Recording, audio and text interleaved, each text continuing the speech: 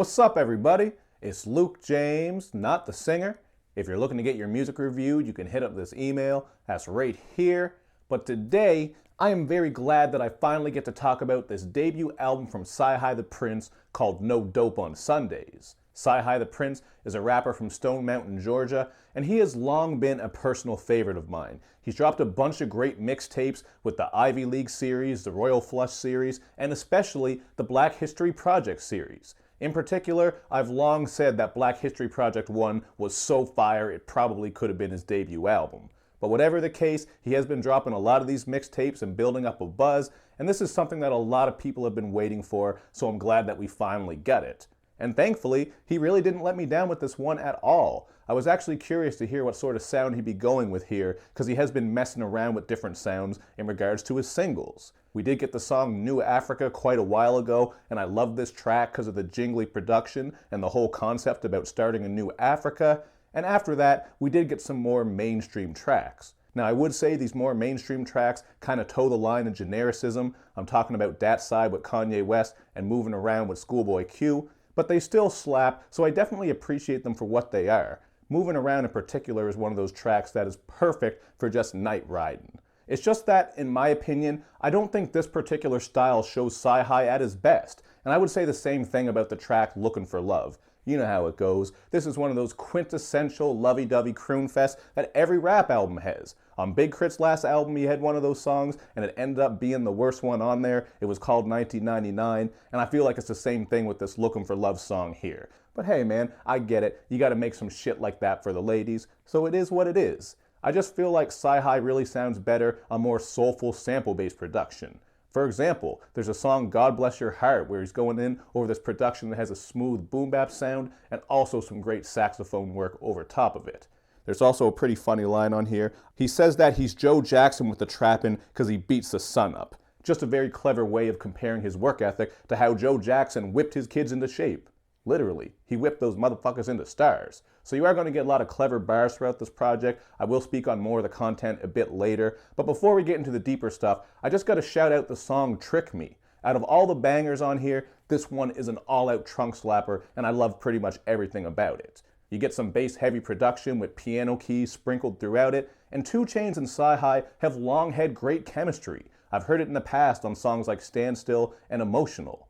With this one, they come together again, and I think what makes them sound great together is how they both have such fun and humorous styles. You got CyHi with his raspy voice, he's got clever bars all over this shit, and we all know 2 Chainz is a joker, man. He always has some funny lines and clever bars as well. Their styles just match really well, and when people talk about these collaboration projects they'd love to hear, I think this is one that would be pretty dope, man. Could you imagine CyHi and 2 Chainz going bar for bar on a mixtape? That shit would be some definite fire. And since I did bring up the humorous bars here, I gotta shout out that line where CyHi says that motherfuckers gotta lighten up like Sammy Sosa. That shit was just hilarious to me, because I don't know if you've seen Sammy Sosa lately, but he looks like some spam that escaped from the damn can. He's a really weird looking dude these days. But now, I want to move forward and get into the deeper content and the overall concept here that I just mentioned like a minute ago. This project is called No Dope on Sundays, so I found what you get here is just a collection of CyHi's thoughts and experiences, so you are going to get a lot of street shit with religious references and imagery all over this project. A perfect example of that is the song Amen, where he drops the 12 street commandments over this really dope-ass boom bap production, so I thought that was a great way to kick this project off. It really framed the overall concept and sound that he was going for here. Although, as I said, there is a nice variety of sounds on here. It's not all boom bap shit, you get some of those more mainstream bangers as well. So production-wise, just to be clear, I thought this shit was on point. He really was showing off the different styles that he can do. But now I want to get back to what I was talking about with the content, because the song No Dope on Sundays takes all the shit that I'm talking about even further. I really love this track as far as the production goes. You get some nice sampled chants on there, as well as a hazy beat switch up. And CyHi goes into detail about what it was like for him to be caught up in the streets at the age of 16. This track also features Pusha T, who comes through with a great verse that explores his dope dealing past, and in particular, I found it interesting how he brings up how bad he felt when his brother got caught up into drugs in the midst of it. He actually caught an addiction, there was some shit going on with all of that, so this was definitely one of the standout cuts on the project. I even need to mention that third verse where CyHi is spitting about the fact that if you gotta be trapping, do it to get out of the hood, man. Do it to better your family, do it to better your community. Don't just do it for the sake of it and to be flossing. I think that's a great message that he's putting out there on this song, and that follows up into the next track, Get Yo Money, where he's just saying, get your money and get the hell out of there. Again, this one has some really nice boom bap production, so that shit was fire as well. I really just appreciate how CyHi is bringing a bit of social commentary throughout this project. Not only is he speaking on his personal stories and his past experiences, he's really speaking on some of the other things that he's seen and has witnessed. A perfect example of that is the song 80s Baby. This one has some nice and smooth, jazzy production to it, and even though I thought the little voice he was putting on was kind of weird, I did like the concept here because he's rapping from the viewpoint of this unborn child who's just seeing all this shit going on. His mom is getting caught up in various substance abuse issues. There's this man in the picture and things there aren't too tight. So that was a great track that came through with a unique concept, and it really stood out in regards to just speaking on issues that he sees, as I just said. Another track that goes into this is Don't Know Why, featuring Jagged Edge. And one interesting thing here is how it samples the same sample from Tupac's song Pain. That shit is an all-out classic, so it was kind of cool to hear it done again here, and he pulls it off very well.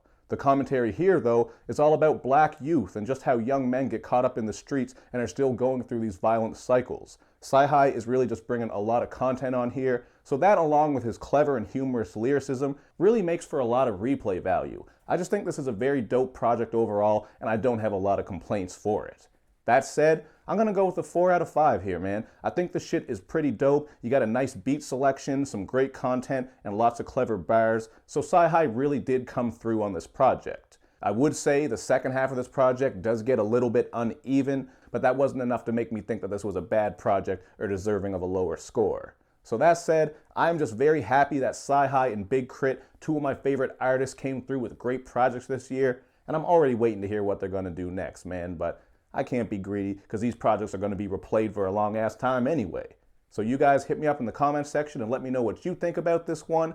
And of course, make sure you hit me up on all my social media sites, man. Show me love and show me lots of it. Thank you for watching, everybody. I will see you next time.